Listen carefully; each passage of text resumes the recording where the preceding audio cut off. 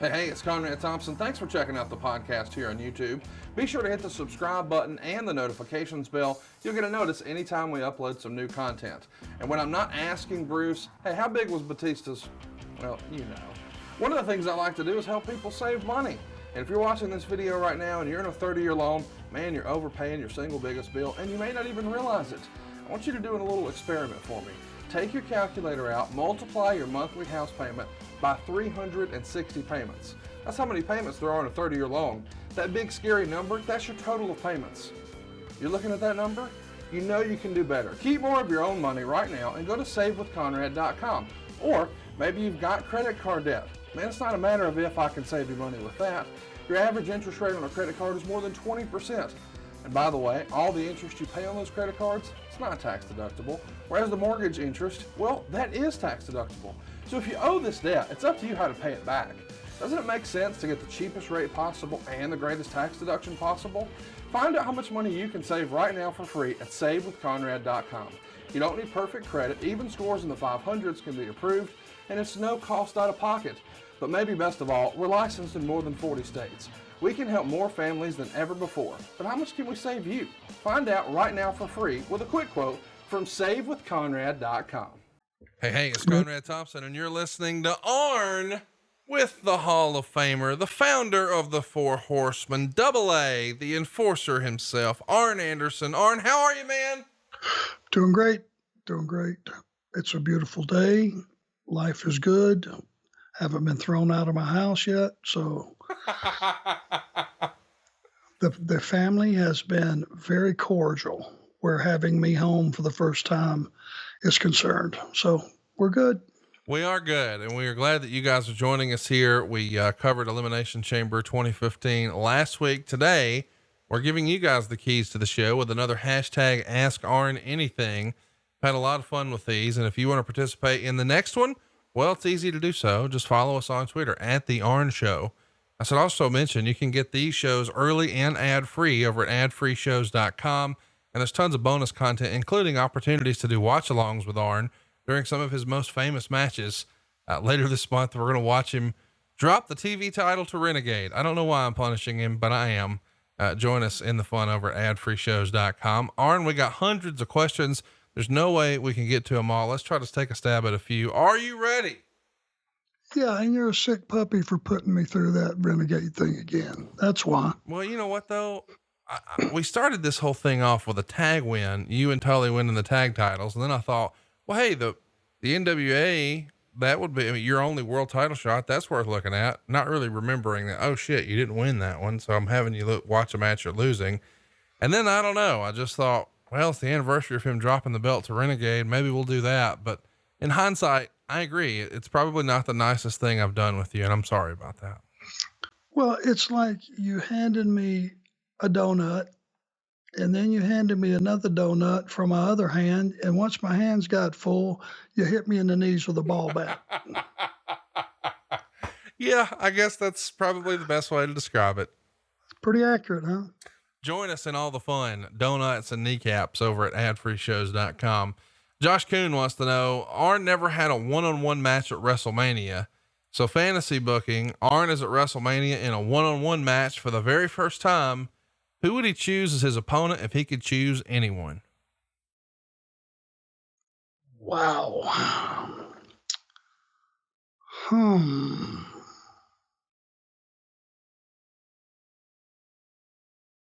We can limit it to your era if you'd prefer. How about Ricky Steamboat? That would be a barn burner. And let me go another one because I always thought I could do right by this guy and make him exactly who he is. What about the Undertaker? Oh man, that'd be fun. I mean, we got a tease of it, but you spine busted his ass and he's still probably looking for a choke slam somewhere. Buddy, I'd love to give him one. I'd love to go out and do about 15 minutes with him when back in the day when I was able. That would have been awesome. No doubt. Michael Eldridge wants to know, does Arn think Daniel Bryan, had he not suffered the serious injuries after WrestleMania 30, could have possibly been the next mega superstar for WWE like Hogan, Rock, Austin, or Cena? That's an interesting question because it does feel like they've been looking for the next Cena for a while. They had hoped maybe it would be Roman Reigns. I don't think that's yet to really happen, but it did feel like Bryan had so much momentum going into WrestleMania 30 that if anybody was going to have a shot, maybe it was Daniel Bryan. What say you? The audience loves Daniel Bryan. I love Daniel Bryan because he's the guy that just won't quit. He won't stay down. And, the longer his matches go, and if you watch him very carefully, he's not just a smaller guy that is just not staying down. He's an ass kicker. Daniel Bryan has some skills, and from mat wrestling to coming across that ring and sticking a double drop kick in your nose, coming off the top, you name it, he doesn't have any weaknesses. And he's a guy that if he would have never got injured, we're always going to get hurt. That's a different thing than being injured. But if he was able to keep the momentum of that first yes, yes, yes chance, sky's the limit for him. Who knows how hot he could have got. It's something that people will ask for a long, long time, I'm sure. Michael Eldridge also wants to know, what were Arn's thoughts on the U.S. tag titles? I've never really talked about this, but even once, before the buyout and then after the buyout with Turner, there's two sets of tag titles in the organization. There's the World Tag Team titles, and then there are the red strapped USA Tag Team titles. What did you think of the U.S. tag straps and the concept of having two sets of tag belts? Well, if I remember correctly, the Midnight Express were the recipients of those titles for a long time. Yeah. And when we shot the angle with them, I want to say Tully said, "Hey, Cornette, he asked for, the only reason the Midnight Express hasn't beat the Horsemen is we haven't had a chance at them yet, or a crack at them, or something like that, something really, really good." And Tully turned around and said, "Hey, just be happy with the U.S. titles. Don't overreach your bounds." Now I'm paraphrasing, but something like that, which was a great launching pad for that angle, right? Which would have been, as we know, huge had they done the right thing and we not left. Yeah, it is one of those major what ifs. I was actually just talking about that with a banker buddy a couple of days ago, that had you guys been able to work it out and stick around, you could have had a feud with the Midnights for a damn year and a half. Oh my God. Yeah, you're not kidding. And it was, the few couple of shots that we did have with those guys as we were building it, and the build to it. You always hear me say the build to it. We would get in arguments out there, with Cornette and JJ getting into it, and Tully insulting Bobby, me insulting Lane, careful to stay away from Bobby till we got to the proper point, to where I just pretty much told the world, "Hey, Bobby, we're best friends, but business is business. Zip it." Again, paraphrase it. And man, the people that did know that we were friends, because they would see us traveling together, it just made for a real life story and a real life drama. And that's what sells tickets. And then you go out and you pay that match off in about 30 minutes with some excellent work rate. And those guys were all incredible workers, every one of them. It was just, it was a match made in heaven, I guess. It just didn't get to go to fruition. Let's do one more question from Michael Eldridge. He wants to know, did the Horsemen ever pull ribs on each other? And if so, does Arn have any funny ones, or maybe some that didn't go over so well? No, we didn't rib each other too much.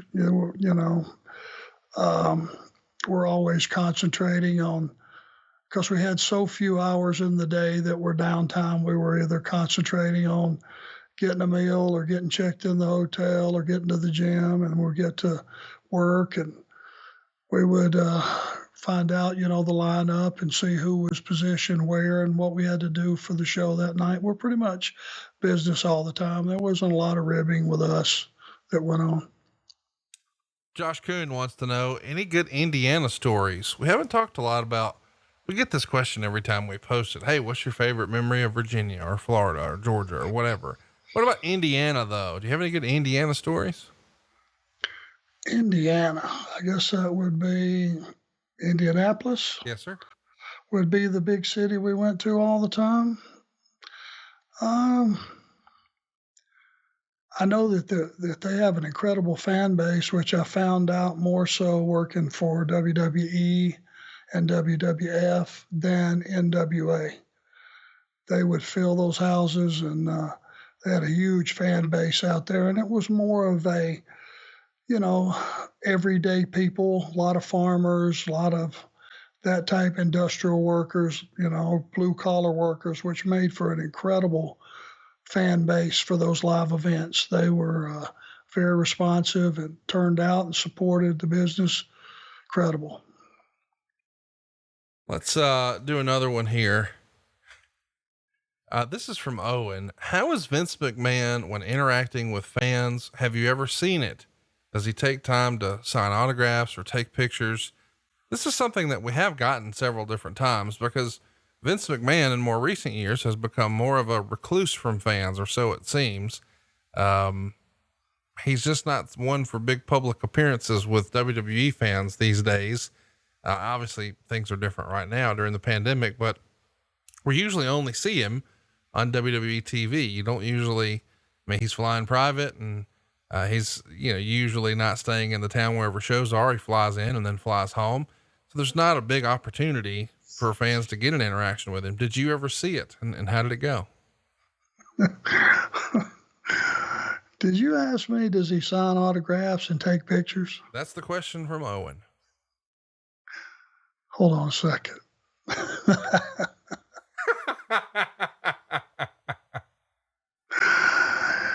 No, I've never seen that. I'm pretty sure that's never happened and never will happen. He kind of functions in his own bubble. It could probably go something like this. Now, I'm not saying this is a bad thing. You judge it when I'm done. Got a gym in his house, gets up very early in the morning, gets a workout, has a limo pick him up, take him to the airport, walks up the steps to a private plane, flies to the town, gets in another limo, goes straight to the building, is walked straight into his office. From his office, he goes straight into the meeting room where he'll spend most of the afternoon. He'll go straight to Gorilla when it's time, show's over, straight to another limo, straight to the private plane, next to the next town, straight to the hotel that they're staying at, company hotel. And then about 3 or 4 in the morning, he'll go to the gym again, take the next morning, repeat. And that's pretty much the day in the life of Vince McMahon, I think. From what I've gathered and heard, that's pretty accurate. So that doesn't leave a lot of time for autographs, pictures, handshaking, and thanks for coming. Mike G wants to know, how are referees selected for a specific match? Is that the agent's decisions? Do the boys make requests? Does the office decide? What's the process? Random. Never the same week to week. It's just, the referees are usually assigned by one of the referees and, or somebody in the past in talent relations has assigned the refs. That's really a non-issue. They're all expected to be able to do their job at a high level. So whatever match they have, sometimes Top Talent, Taker, some of those guys will request a certain ref that they're familiar with, or Mike Chioda, or Chad Patton, or Charles Robinson that they're used to using and know what they're all about. Sometimes they will ask for those guys, which is accommodated, but it's usually just random selection. The man writes in, what's your opinion of Otis winning the Money in the Bank match? Do you think it was good booking, and how would you go forward with him? Well, number one, I would say, what's he got going on to land that Mandy Rose? If he will spill the beans on that, he will be my hero forever. No, I think he's a character. You know, he reminds me of Ivan Putski, and you and I are probably the only ones, Conrad, that remember that. Yeah, Ivan was he was a plug, man. Buddy, he was huge, had that big sausage and those barrel chested, and you immediately liked the guy. I think Otis is likable, you know, and he's a big, strong dude. His partner's very athletic. They're a good team. They do some creative stuff. So I think he's going to have a pretty bright future. I would agree. Ralph writes in, I'll be honest, I never got Ricky Morton, but there was no denying how popular he was with fans. Were there ever any wrestlers that Arn didn't quote unquote get, but he couldn't really deny their popularity? Well, number one, if you don't get Ricky Morton, it means you've never been to a live event. That's fair. And I would not to be disrespectful to our gentleman that made the statement. Let me just say this: if you weren't a fan of Ricky Morton and Robert Gibson, you had to go to a live event where 30 minutes was dedicated into convincing you that whether it was Ole and I, or Tully and I, or the Midnight Express, or the Russians, or whoever the team they were fighting, not only had size and strength advantage over those guys, but the rock and roll was going to take a beating that night. That was the first story that was going to be told. And the second story was going to be told. These guys would not quit. They would not stay down, and you were going to have to kill them to beat them. And they just drove the admiration of the fans and even the guys that didn't like them because their girlfriend was squealing next to them, looking at those guys come to the ring and during the match. Once they got past that and they saw Ricky Morton could outsell anybody that I've ever seen in this business. And he would have grandmothers hitting you with canes. He would have guys and, throwing liquor bottles at you. Kids, 12-year-old, were trying to come over the rail to beat you up. He would incite a riot just selling. And he was special in that regard. Although there's been a lot of guys that could sell and that were very good at it, no one was better than Ricky Morton, and the fans just loved him. Was there a performer that you didn't get? Like you don't understand why he's over, but you can't deny that he is? Oh, let's see.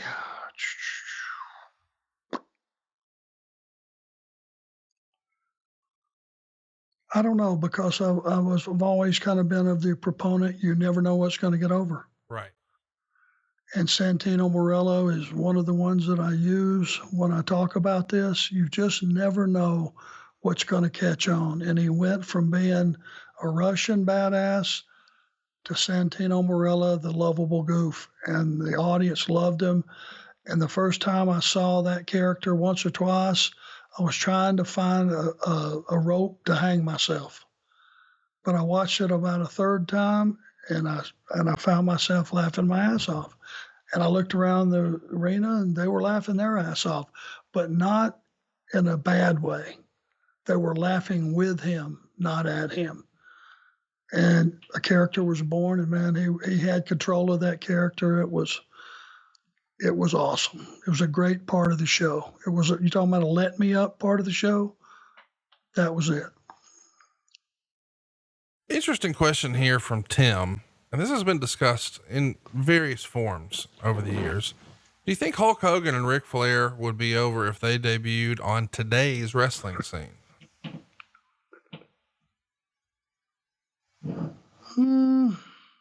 I guess that's open to interpretation too, Arn, because on the one hand, you could say, is the question, could they take their 80s persona and plop it in today's wrestling scene and get over with it? Or are those guys able to pivot to whatever the latest and greatest is? Could they have adjusted their character, as we saw Hulk Hogan did over time, in order to sort of fit in today's wrestling scene?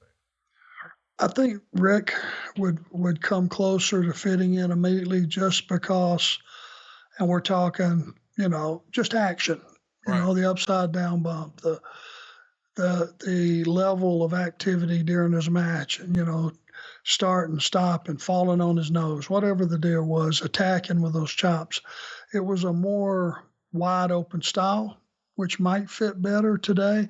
I think if Hogan, he worked very strong, in the hulking up and limited offensive moves and all that, I think they would probably maybe see through that a little bit and want more. Does that make sense? Yes. Maybe more offense from Hulk. Mm-hmm. That would just be a guess. No, I think that's fair. This is a fun one that you and I can have fun with. The Italian Truth wants to know who had better food. Of course, he's talking about catering. WCW or WWE? Oh God, WWE. I never saw WCW's, but it'd be hard to beat WWE's. Yeah, I mean, it was not great, the catering, but again, and I have to answer all these questions based on my own personal schedule. I wouldn't eat past about 3:00 because I just have a slow metabolism, obviously, by looking at me.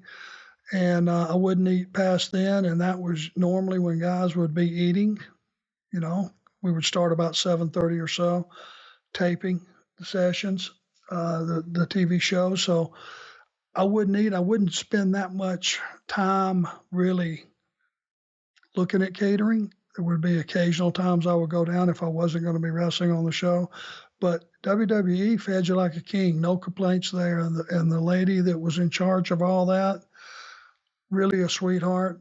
And they spared no expense. The food was excellent, and they kept it out probably from noon until about 8:00 at night. So they spared no expense on the grub.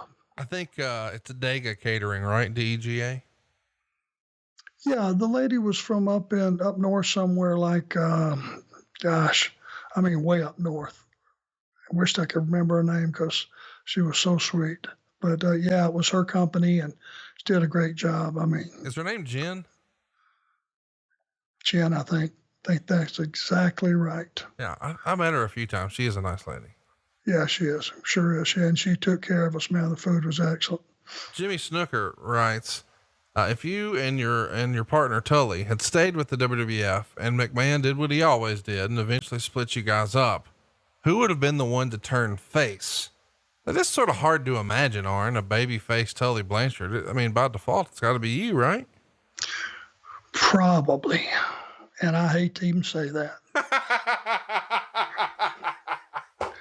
I just don't know that Tully has it in him. It's weird because the first time I met Tully in real life, I don't know, it's remarkable. I claim to be a quote unquote smart fan. And then you meet Tully Blanchard in real life and he's the nicest guy ever, but you really want him to still be the asshole from TV. And that's just not him in real life, at least now in 2020.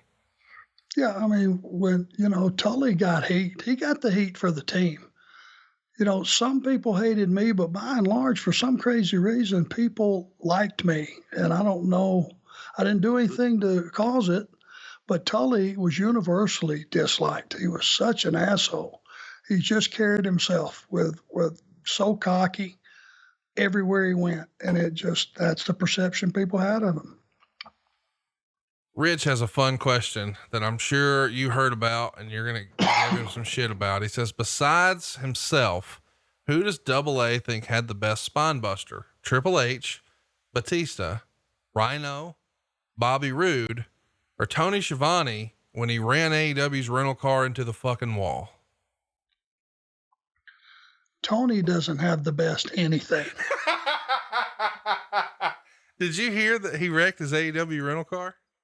No. When? Yeah, just now, like a week ago, when he picked up our old pal, good old Jim Ross at the Atlanta airport, trucked him down to Jacksonville for you guys tapings. And then when he returned home, somewhere along the way, he managed to run that Tahoe or Yukon or whatever it was into an inanimate object. He hit a wall. And, I only know that because my wife saw the vehicle and was like, Tony, what happened? And he just sort of shrugged and said, I ran into a wall. Very flippantly, I just ran into a wall. And I said, hey, hypothetically, Megan, was that a Ford Explorer? She's like, no, it was like a Yukon or a Tahoe. And then I just boy, I just laid into his ass because, you know, he claims to be this great wheelman, and he had rental cars from Turner from what, 90 until 2001. So we're talking 11 years worth. Not one accident filed for Turner. Rents an AEW rental car one time, hits a fucking wall. Was this daytime driving or nighttime driving? Daytime driving. This is not a grandpa excuse. I don't want to hear no stigmatism bullshit. He hit a wall in the middle of the day. Which meant he went back after the show, got a good night's sleep, woke up, I probably had a little breakfast, a little coffee, and he took off on his journey. Yes. To Atlanta. So Yes. he's wide awake. Yes. It would indicate to me, number one, if he had a big ass full size SUV like Suburban Tahoe or something, that the little short sumbitch wasn't tall enough to see over the steering wheel to begin with. That's what they should have did. They should have given him some phone books when he rented the damn thing. He'd have been fine. Or a cement block, something. He should have had the window down, which is a fail safe. Sure. And at his age, it's a miracle he got out of the city limits of Jacksonville without wrecking. I agree. And this Mr. Magoo-like, but that's the thing. These new rental cars, they've all got backup cameras. They've all got parking sensors. This is not shit you had in 1990. And he managed to avoid any sort of collision. But now that he's got that sweet, sweet Tony Khan money, he's just playing fucking demolition derby up and down the damn interstate. To be truthful, per your point, he is so happy to be working with Tony and working for Tony, as am I. He was probably just traveling along, whistling, having a good time, not paying attention what happened. And the reality is he should probably be in a big yellow dump truck with flashing lights so everybody can get out of his way. You know, what's great is he hates guys in these big trucks because, you know, for years he had that little baby BMW convertible. I forget, like a Z4 or something, but the real tiny one. And he just hates truckers and anybody who drives trucks. And then of course, when he needs to rent a car to pick up JR, he gets the damn biggest thing they got, like a Tahoe or a damn hypocrite. Can't drive worth a shit. Tony Schiavone's a nothing happening son of a bitch. Only because he's got no road skills, but I love him. We should probably just send a car to get him every week. Yeah, that's it. Treat him like the big star. Just get him in a car service. I like it. Yeah, because we do have to have him. Oh, he's tremendous. And I'm glad he's back in wrestling. You know, it's funny because he thought when he and I first started the podcast that, you know, wrestling fans hated him and that wrestling was done with him. And now he's back and having more fun than ever. And by the way, Arn and I are two of Tony's best friends. This is called giving him shit. This is what you do with your friends. We're glad he's okay. Did you hear Lois broke her arm though? Yeah. And I questioned him on that right away. I said, I just want to know one thing. Now, did you push her to do this? And she just agreed. And this happened because that would have been a bad deal. Oh yeah.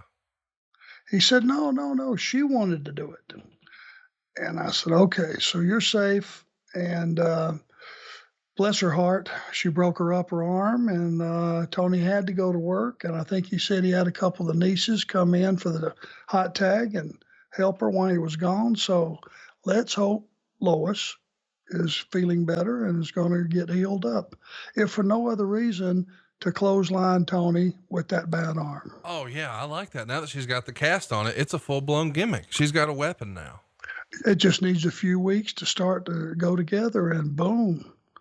I'm going to tell you what, if she has to have some sort of surgery and they put a metal plate in there, it's over for Tony. He's never going over again at his house. He's never went over anyway, no matter what he tells you. That's true. By the way, we do have some hilarious shirts for that over at loisrules.com. We've got a Shivani body shop shirt that says, "We're who you call when you hit a wall." We've also got Tony dressed up like a crash test dummy and it says "Crash Test Tony." But my favorite is a drawing of a bicycle. And in the old Wahoo McDaniel style font, it says, "I broke Lois's arm." That's over at that's over at loisrules.com. But we should mention, you've got a ton of new shirts over at arnshirts.com, including one from, you had a pretty famous quote at the most recent AEW pay-per-view: "Toilets don't hit back." And I think, around Thanksgiving, that one's going to be a hit. "Toilets don't hit back." And we've got Starburst Pigeon, a fun little caricature drawing of you, a really nice, almost pencil sketch, AWO, the Arn World Order, the Enforcer House, and the Waffle House style shirt. I worked hard for this body in the old school iron on looking letters. Fat tan looks better, or fat looks better tan. The Rat Patrol shirt, your favorite, the Whataburger inspired wrestling shirt. Man, there's so many fun shirts over at arnshirts.com. What are you and the son sporting the most around Charlotte these days? Well, number one, thanks for everybody enjoying them. You know, a lot of them are just meant to be fun. That's all they are. That's what t-shirts are anyway. Yeah. We just got a new order, thanks to Pro Wrestling Tees, of the Zeppelin based t-shirt.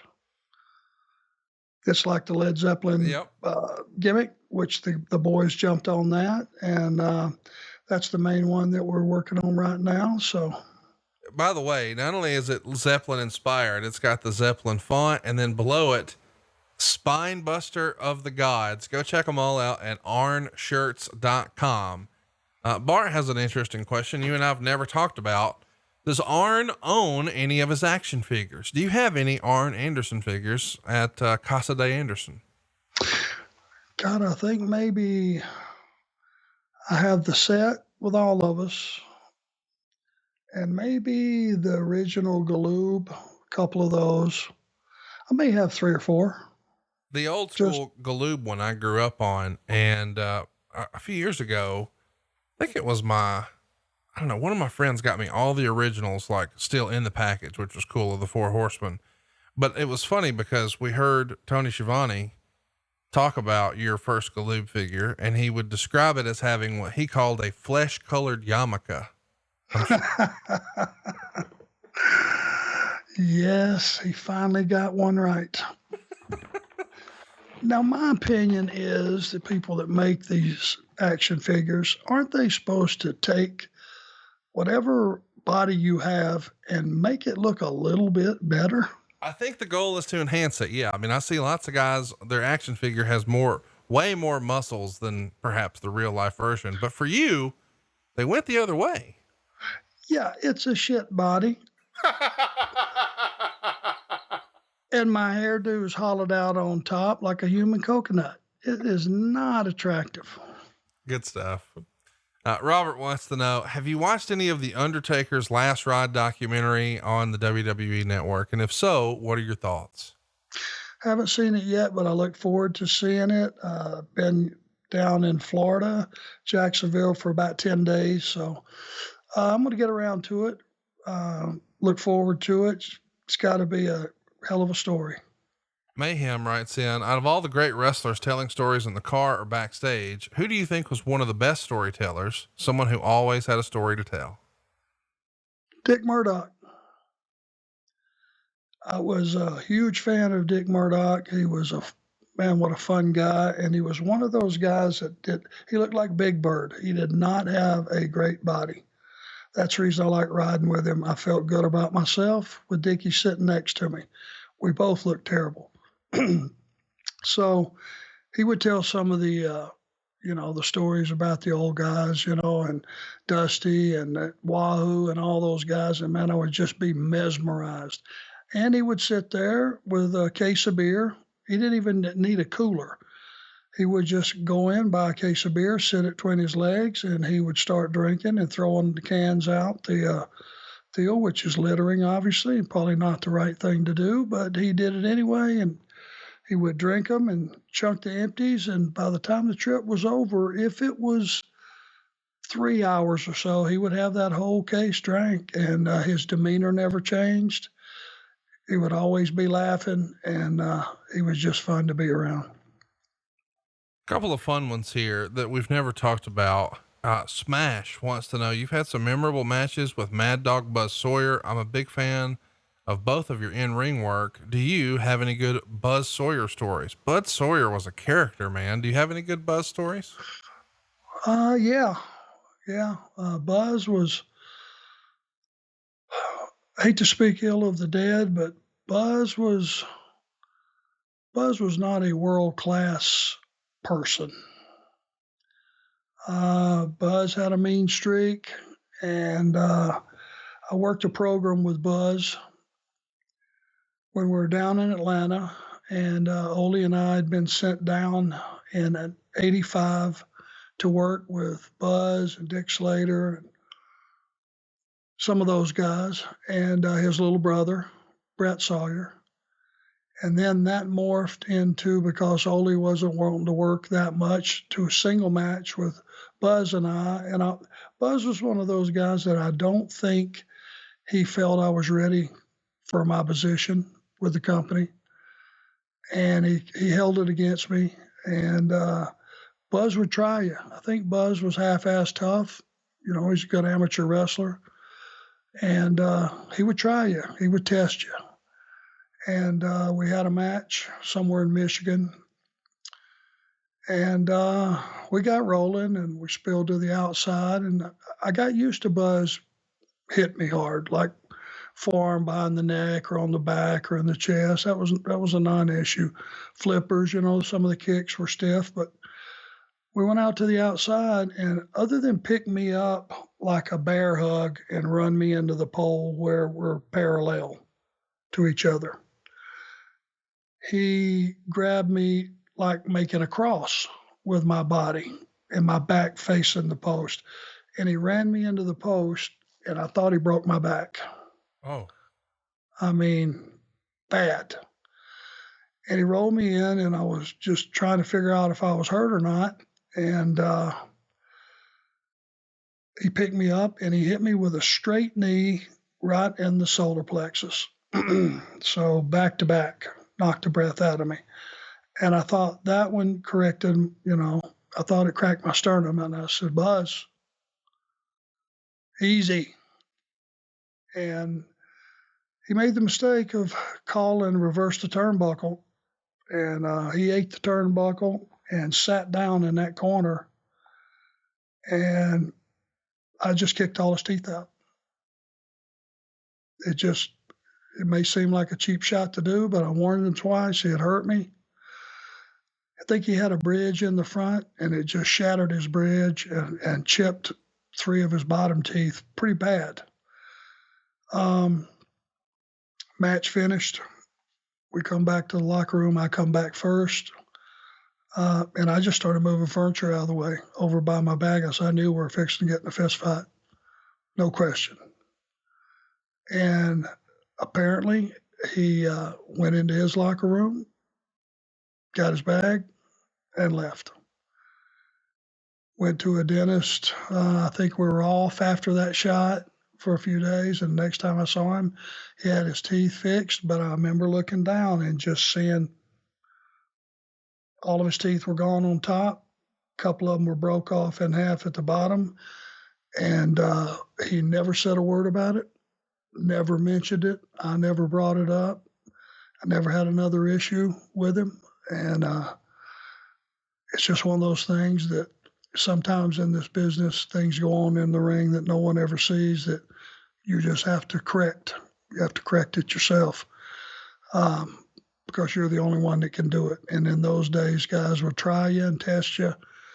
And it was up to you to stand your ground and stand up for yourself. And I'm a little embarrassed telling the story because my theory has always been, which I was taught, return a guy to his family the way you found him, not missing all his teeth.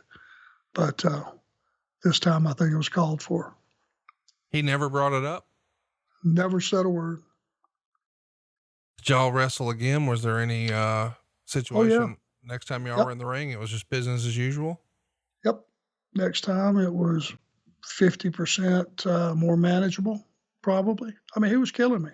And the guy could have killed me if he'd wanted to. You know, he's strong, you know, and I think he was proving a point or trying to prove a point to me or testing me or finding out where my head was at or in his mind that I deserved to be in that spot because he worked stiff with everybody. Right.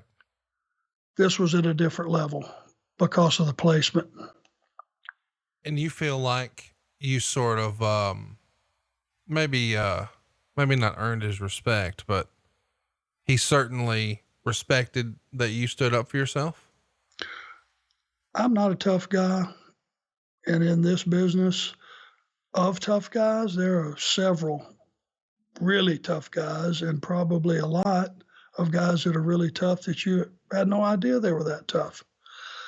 I think he was probably just trying to figure out if he could bully me, was I going to stand up for myself? And I think that was the question.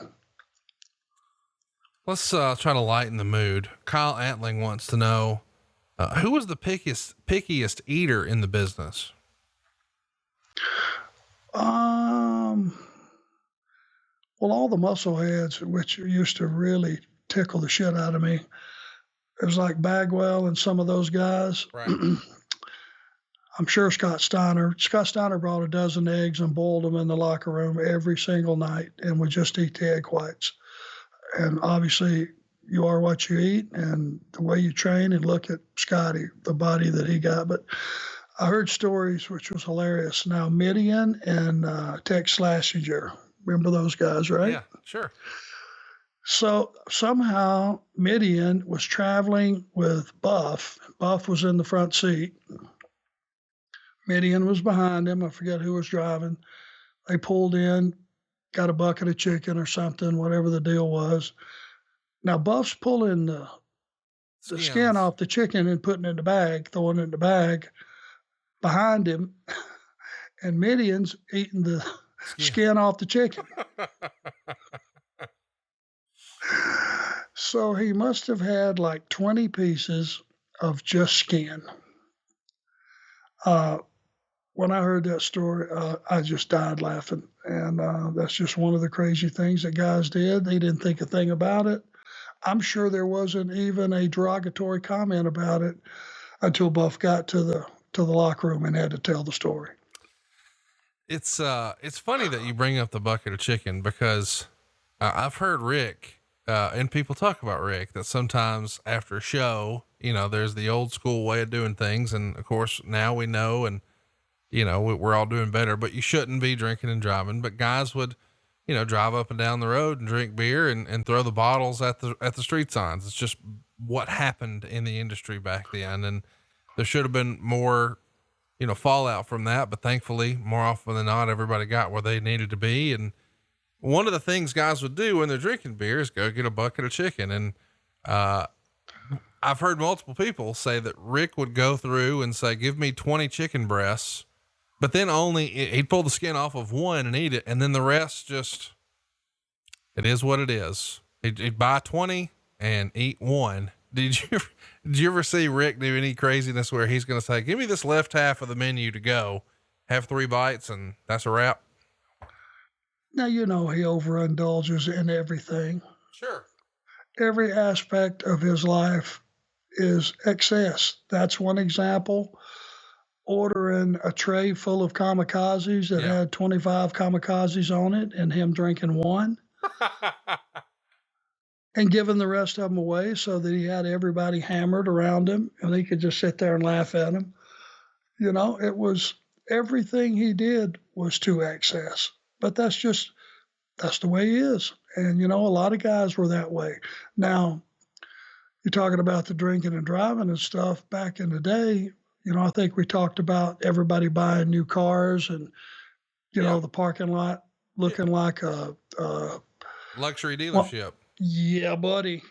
I mean, we used to race coming back from towns like Greenwood and Greenville and stuff. You'd come up beside one of the guys. Now, Erin I bought her a 300 ZX Turbo Nissan 86 that would throw you in the back seat. I mean, that thing would scream. Occasionally she would let me drive it, and I'd drive it to the town, and we'd have Barry and his Porsche and Ricky Morton and that 900 Saab and guys in their Mercedes and stuff. We'd race up and down the highway because it was just us. Right. Monday and Tuesday, Wednesday night at 12 o'clock at night, you're the only one on the road, on the highways. Right. And man, we'd race and just all kind of juvenile, stupid shit. And yes, there would be a few beers involved, but you didn't overdo it because you did know that around some bunch of trees off to the side, running those Carolina and Virginia towns, there would be a cop setting up in the woods. So you didn't overdo it, but there was a few cold beverages drank along the way. Yeah, that was just the way of the world. Rajiv wants to know, how do you feel like you're adjusting to podcasting? That's a fun question. You and I haven't talked about on air, but for a long time, you sort of played everything very, very close to the vest and didn't really, open up a lot. And I think when we announced our podcast here, a lot of folks feared that that's what you were going to do, but now we're several months into it. How are you liking what we're doing so far? This is a perfect segue to apologize for a couple things. I know that I breathe in. We forgive you. And let me finish, damn it, because this is going to be terrible. I know I do that. I'm conscious of it. It's just such a habit. I don't know why. I do have terrible sinuses. This is North Carolina, and the trees in my backyard are brutal. So I do have brutal sinus issues. But I'm trying to work on that stuff, and I'm trying to be honest and answer every question that you guys ask, because I know that's what you want to hear, and I'm doing my best as far as the content, and Conrad is great at asking some of the hard questions.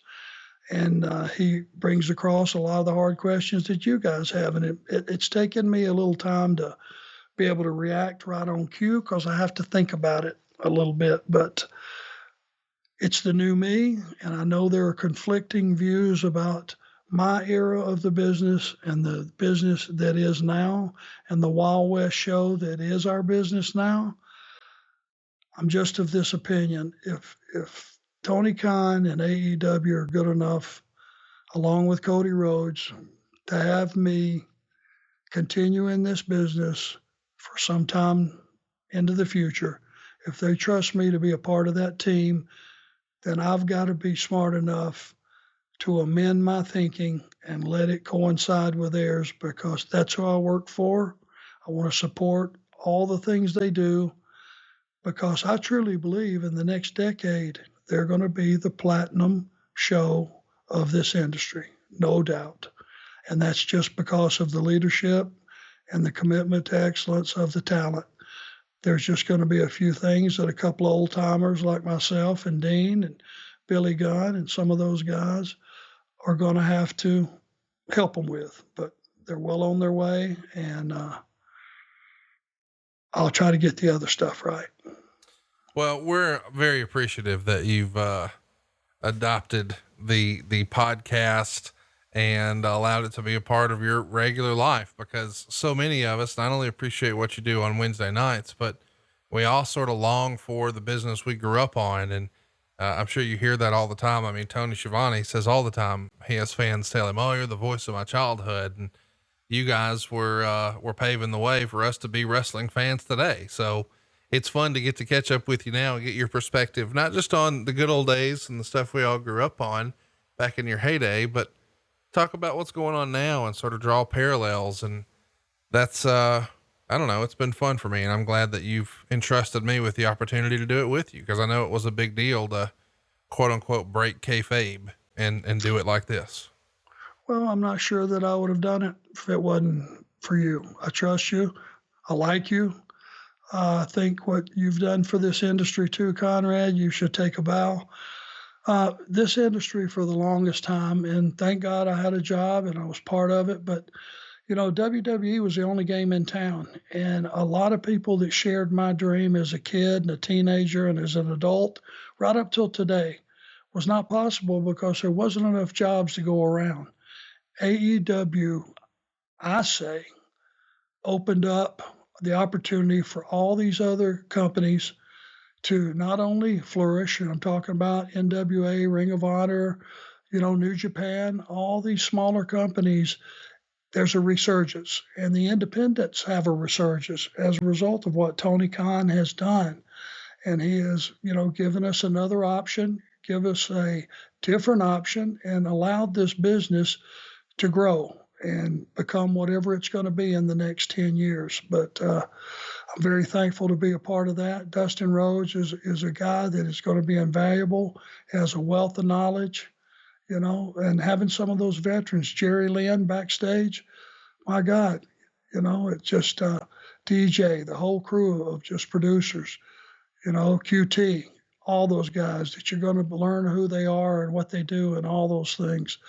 It's a blessing to be a part of that company. And going forward to Conrad, I just want to say that all you do with the StarCast stuff and these podcasts and the T-shirts, all that stuff is because you brought my attention to it. You got me involved in it, and there is life after WWE. Thank God. Absolutely. Very happy to say. Well, we're glad to have you here, man. This is an interesting question that I've never really thought about from the Rosen coaster. To the best of my knowledge, I don't recall you ever wrestling Roddy Piper. Was there ever an opportunity? And if so, why didn't it come to be? Because he was a top guy and I was not. Really? You never had a match with him at all? No, or Jake. Huh. That's why this confrontation I had with Jake just a short time ago was so cool. I'd never been in any contact or in the ring with him, worked with him in any capacity.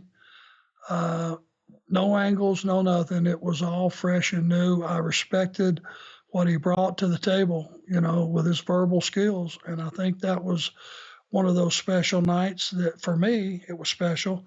He's a legend. He's a guy that will be renowned in the history books as being one of the great minds and talkers in our business and a very good worker. So it was awesome for me. I had a blast. Big Extra wants to know, Arn, when Bobby Heenan arrived in WCW, were there talks of having him manage you, Rick, or other wrestlers, maybe even recreate a WCW version of the Heenan family? Don't think Bobby wanted that. I'm sure that never came up. Bobby was so talented at everything he did. I think commentary was a perfect fit, which is a very difficult job. It really is. And I think that was the only thing that he had in mind, and he was great at it. So I think managing wrestlers was probably the furthest thing from his mind. Mike G has an interesting question that you probably have a unique perspective on. Which current wrestlers would make great agents in the future? Let's think about the WWE names for a minute too. So on that WWE roster, guys you spend a lot of time with, who do you think that's a current wrestler there now would be a great agent? Daniel Bryan. Sure. Bobby Roode. Never happened, but Edge, I would think. What about Sami Zayn? No. Why not? Sammy's a little too headstrong, and Sammy, he believes in himself, but he also believes in his ideas. And maybe it was just that I clashed with Sammy. Sammy and I clashed, quite a few times over what he perceived to be small things, but I always believe that the small things are the big things. And when you've got to help a kid that's fresh from NXT or from somewhere else that comes onto the roster and you're faced with X number of minutes and this position on Raw or SmackDown, as the agent, it's your responsibility to make sure that match is good and it reflects all the rules put in place by the boss, known or not known. Cardinal rules, some of them should be. And it takes involved, you got to be involved with every little aspect of things that in the storytelling process make sense. But in the course of that, you may get to gorilla and your 6 minutes just went to 3. Now, are you qualified to tell that talent or those 2 talent or those 4 talent, you just lost 3 minutes. Here's what you got to take out. I mean, a lot of this, there's a lot more than just looking at a guy and going thumbs up or thumbs down 6 minutes. And that's the way it used to be when I wrestled there. That's the only information you got. Thumbs up, thumbs down, how long you had. A lot more involved. And I just don't think Sammy is going to be patient enough or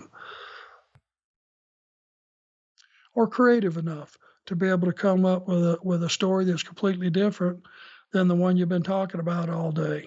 Because you lose 3 minutes, less entrances, you don't have much time, and you got to have some time for reactions after the match is over. It's a tough process sometimes. So he may fool me. I don't know, but that's a very specialized field, and I think losing all those veteran producers like WW has done, they're going to miss a Fit Finley or a Mike Rotundo or a Dean Malenko.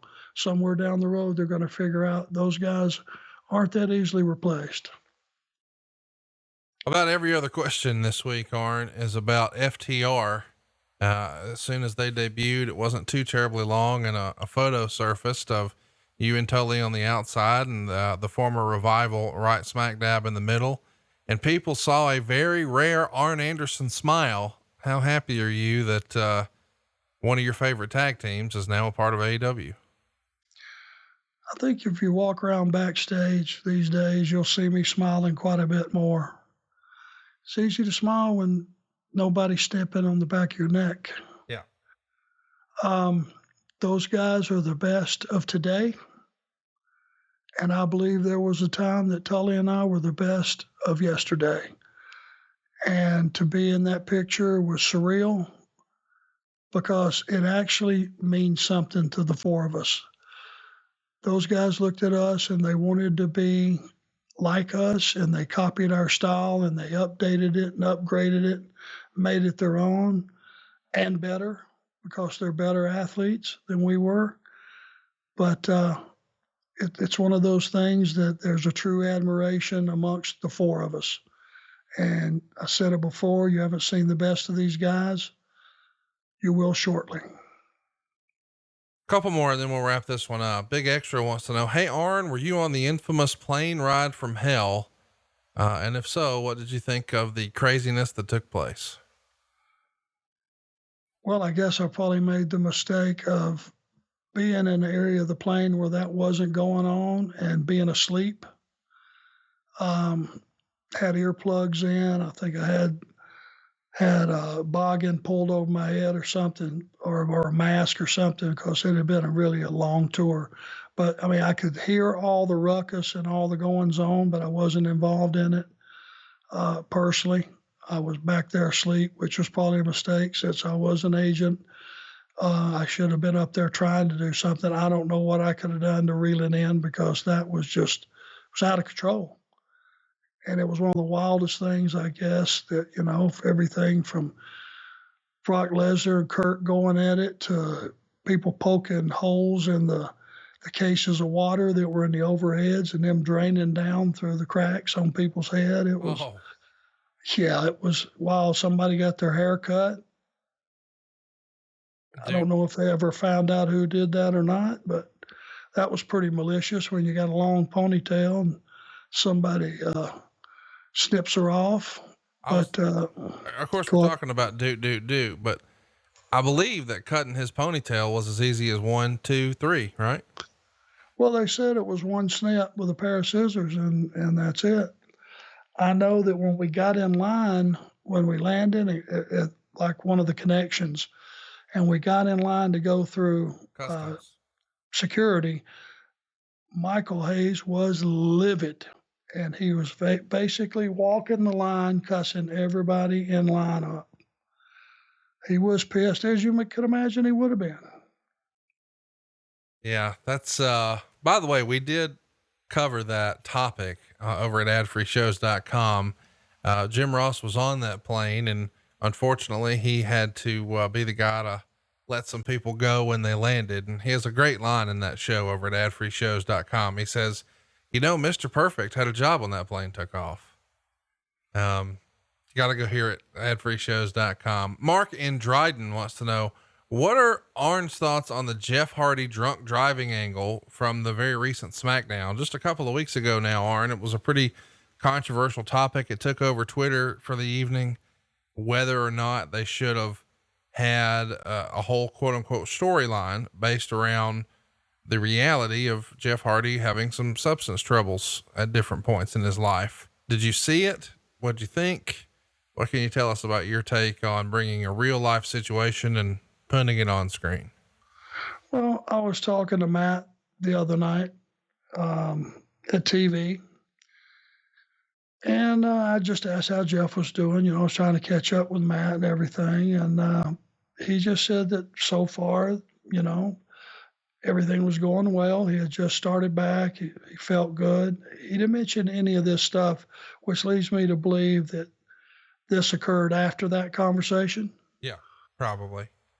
As far as when the angle aired, um, here's a guy that's had a lot of problems in his life, and Jeff Hardy is an incredible performer and an incredible human being. He wouldn't hurt a fly, and he's a star, and he has his demons just like we all have them, and it's probably caused some sleepless nights at his house, and it's a real serious issue, and to put it on television and make fun of it and just turn it into an angle and poke fun of it, where's the payoff? Right. What are you going to accuse, at the end of the rainbow, what are you going to do? You're going to fill some houses up with that? Or are you just reminding people, here's a guy that's obviously worked hard to kick his demons out of his life, and he's doing 100% better. I think you just support that, and you certainly don't turn it into an angle. I don't see where that's going to pay off anything. Yeah, listen, it was pretty heavily criticized online. Let's do one last one. This has been one of the most talked about things on our show, but I don't think we've gotten this deep with it. Patrick Samples wants to know, how was the Spinebuster spot with the Undertaker at WrestleMania 18 planned out? Whose idea was it? That's something that we get a lot. Like, who comes up with these ideas? Do you remember who first presented the idea of a Spinebuster for the Undertaker? I don't. I really don't. And I'm embarrassed to say, because it was probably the biggest moment of my career, but we had a couple of weeks of where Undertaker beat me up, like in the aisle, like I was doing my agent job, and I went down to like get, one of the talent and help him back as he was having his entrance, and we just happened to cross paths, and he doubled back and busted me open, threw me in the ring, and there was a couple of show build up to this, and I just thought, hey, Rick would have the match with him, and that would be that, and Undertaker would do what he should do. He would go over, and that was the end of it. And then that day they said, which leads me to believe it could have been the Undertaker. They said, we got a good idea for the match. What do you think about this? Can you still do that? Da da da da da da. And I said, I damn sure can. And if I can't right now, but by the time we get to showtime, I'll be able to. Because it was such a rare situation to have Rick and me helping him in a match of that magnitude and sticking Undertaker with that Spinebuster. Had that been another talent and the streak not been on the line, they would have bought that just because it was set up the right way. And man, I'll never forget that pop. I kind of snuck down there by a side ramp. Nobody even saw me until I was there, so it just appeared like I popped in the screen. I just appeared there. And when I hit that Spinebuster, man, I'll never forget that crowd. Rolled out, hid, Taker kicked out, came out, busted me open, threw me in the ring, beat me up, bloodied me up like he should have, left me laying, hit the 1-2-3 on Rick, left him laying, and things were all good in WrestleMania. But it was such an honor, and it was just to be able to do that much in a match with him. I was very honored to be there, and way cool. Let's do 3 more quick ones, then we'll wrap up today's episode. Late to the Nitro Party wants to know, who's the worst wheelman in wrestling not named Tony Schiavone? Now, Dustin Rhodes is not good. All or he used to didn't be. He had a real nice red 4-wheel drive truck, and a couple times I rode with him. And one time I'm riding with him down to Macon. Now, from the airport in Atlanta, that's just a straight shot down 75. And if you time it the right day, once you clear Atlanta, there's nobody on the road. If it's, say it's 4 o'clock, 3:30, nobody on 75 South. So I'm with Dustin. It's just me and him in his truck, and we're riding. And I look probably a mile ahead of me. There's a truck in the right-hand lane and nothing in the left-hand lane. And Dustin, he's doing 75, 80, and we're getting closer to that truck, and getting closer. And I'm looking in the left lane. There's still nothing there. There's no reason he can't just do what you do. Change to the left lane, go around, get in the right lane, and keep rolling. But he is heading right for this guy's rear end. I'm not saying nothing. We get maybe 15 yards doing 75 behind his truck, and he just hard left, right around the truck, hard right. Almost took his bumper off the front. No reason, no rhyme. He could have very easily, if he would have blinked or sneezed or something, rear-ended the guy. And there's nobody within 10 miles of us. That's pretty rotten. Yes, it is. Michael Hayes is not a good one either, by the way. He drives? I've seen it. I've been in the car with him, and I'm not Catholic, but you couldn't have told the way I was making the old cross. Woo. Yeah. Okay, then. Mr. America wants to know, at what age did Arn smarten up his sons to the business? Did they receive any grief at school for being the sons of a dastardly heel? I never did smarten them up until about my youngest one. I never did smarten up the old one. Guess he figured it out on his own. And the young one, Brock, probably, oh gosh, maybe 6 years ago, and I'll tell you how it happened, which is really nuts. So we're riding somewhere in the car. I think might have been going to the gym, and he goes, you know, does Taker and Kane, you know, do they ride together?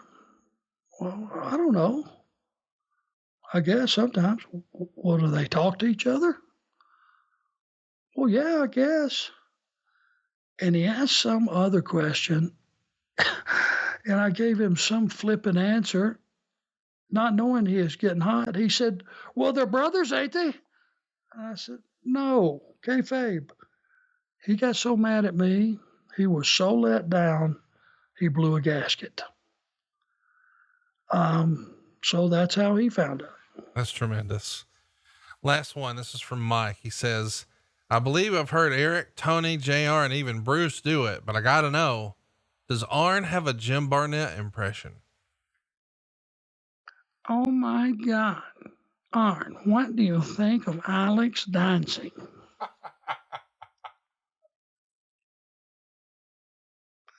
It's pretty solid, my friend. Over the years, we've heard a lot about, how Jim thought that Alex Wright was going to be the next big superstar. And well, lots of other stories as well about one of the, most important figures in the history of wrestling, Mr. Jim Barnett. But that's going to wrap up this week's episode of hashtag Ask Arn Anything. Next week, we'll be back with Fatal 4-Way 2010.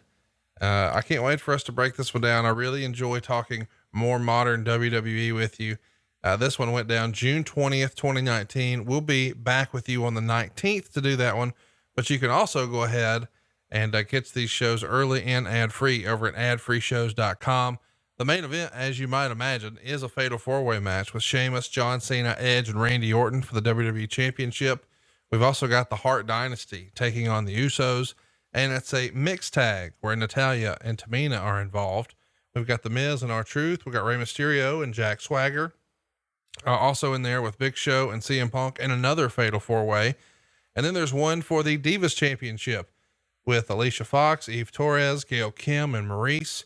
Evan Bourne is working with Chris Jericho. Can't believe that one happened. And Kofi Kingston working with Drew McIntyre. Lots of meat on the bone next week when we break down Fatal 4-Way from June 20th, 2010. Check it out on the WWE Network, and then listen to Arn and I here on Westwood One, or grab the show early at adfreeshows.com. Until next week, he is at the Arn Show. I am at Hey, it's Conrad, and we are out of time. We'll see you next week right here on Arn. Hey, it's Conrad Thompson. Thanks for checking out the podcast here on YouTube. Be sure to hit the subscribe button and the notifications bell so you get a notice anytime we upload some new content. And go save yourself some money right now. If you're in a 30-year loan or you have credit card debt, it's not a matter of if I can save you money. It's a matter of how much. Find out right now for free at SaveWithConrad.com.